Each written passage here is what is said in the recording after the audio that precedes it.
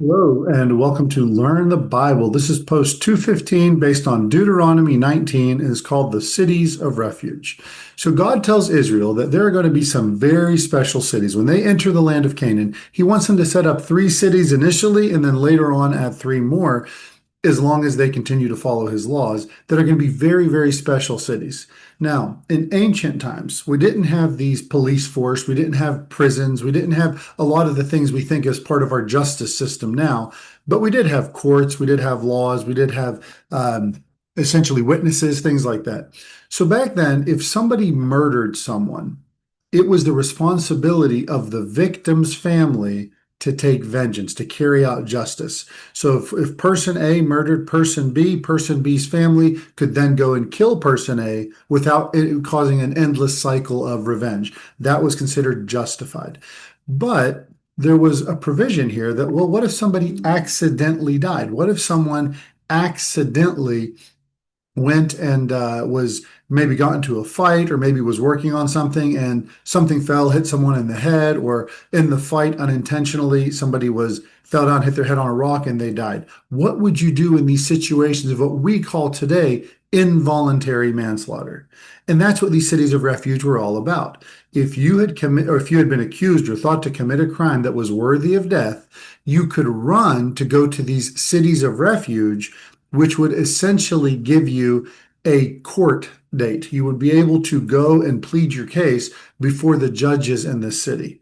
And then you would go and say, here's the situation. They would see what happened. They'd investigate it. And if it turns out it was truly accidental, you were allowed to stay in those cities. And as long as you stayed in the city, even though there was no prison, you technically were imprisoned within the city.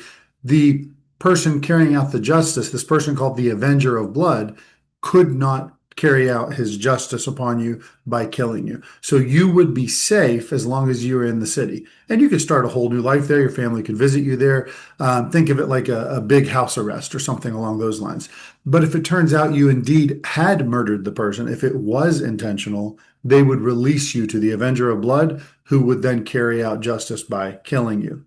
Um, so it was a pretty interesting thing. Now, not in this chapter, but in another chapter earlier in those first five books of the Bible, whenever we first heard about these cities of refuge, we also learned that there was a special provision. So if you had went to one of these cities of refuge, it turns out it was involuntary manslaughter. You're allowed to stay in the city, but you can't leave it. You're kind of stuck there.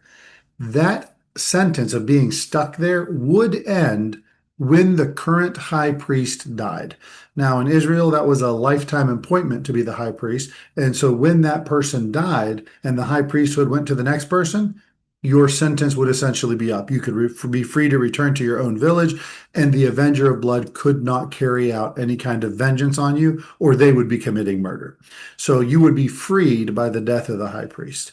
And then the chapter goes on to talk about how you're supposed to respect the laws, how if somebody is accused of a crime, there has to be due process, as we call it, meaning there had to be an investigation, there has to be witnesses produced, and the witnesses had to be found truthful, so they would examine the matter. You couldn't just be falsely accused very easily. And if somebody falsely accused someone, well, then they would end up having to pay the penalty as if they had committed the crime that they were accusing the person of. So it was a very big deal to be a false witness. And so this is a whole chapter about justice and what to do in specific situations. The very end of the chapter says it doesn't matter whether you feel sorry for the person or you can understand why they committed a crime. All crimes had to be paid for. There is no partiality when it comes to judgment. So, what does this tell us about Christ? This whole chapter is just so full of so many things about Jesus. The first thing it tells us is everyone who's ever committed a crime will have to pay the penalty. And this is significant because we are all criminals against God. We have all broken God's law. We have all sinned against God.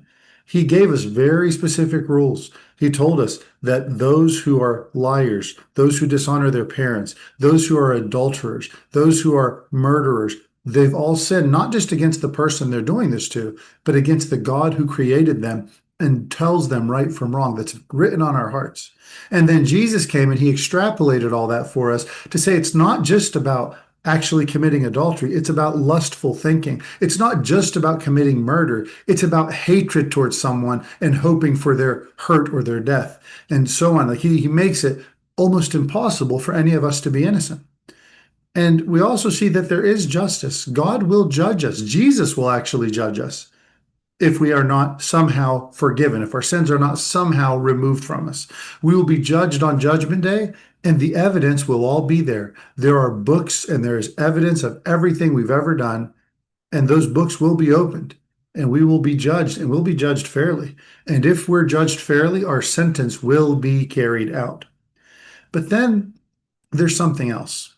So, well, let me go back for a second. So, number one, that's the intentional sins. What about the unintentional sins? What about the things we do that are not intended to be evil, but actually are still an offense to God? We are also held accountable for them. So, what is the result of sins again in the Old Testament against these crimes? You would either have judgment carried out, where you'd have to pay a fine, become a servant, or even be killed. Or if even it was accidental, you would be imprisoned in these very specific cities until the high priest dies. So again, what does that tell us about Jesus? Well, Jesus came to this world. We were trapped by our sins.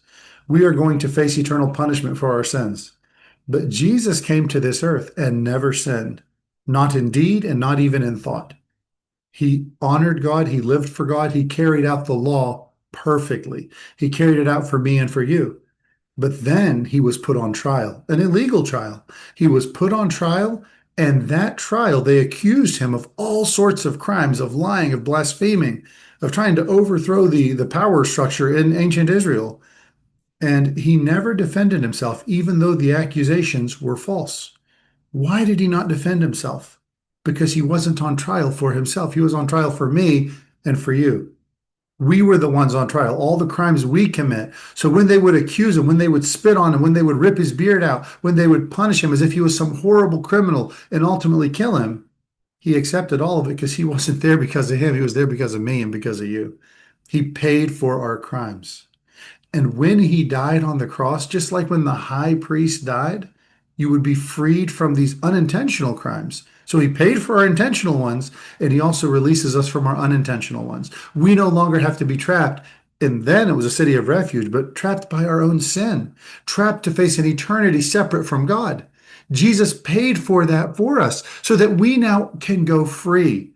We can be free in life, and we can be free, more importantly, in the life to come. Now, we're not talking about being free from any crimes we commit here on earth. There are going to be consequences to our crime. And there are reasons that God has put authorities in our lives, people who enforce the law. And there are punishments that are carried out in order to deter people from performing crimes. But what we're talking about is eternal judgment, eternal separation from God. Jesus paid it all. He paid it all for us so that we can be free and spend an eternity as a child of God. No longer do we need to be separated or restricted. We can be truly free. And if the Son sets you free, you are free indeed.